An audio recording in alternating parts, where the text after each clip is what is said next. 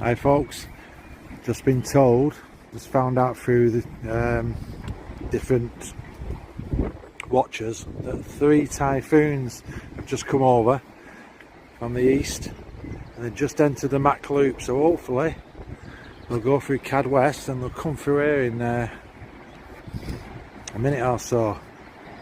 So what I'll do, I'll keep the camera on and let's keep our fingers crossed. Like I said, they'll come from just over that hill, possibly over this side, but normally down there in the centre,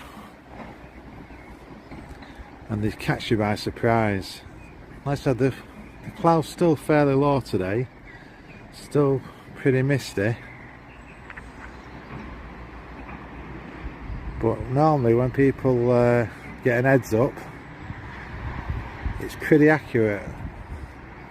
So it's just whether or not they turn for Corris. Fantastic spot this. Like I said, they'll go right down here over the top of us. So here we go.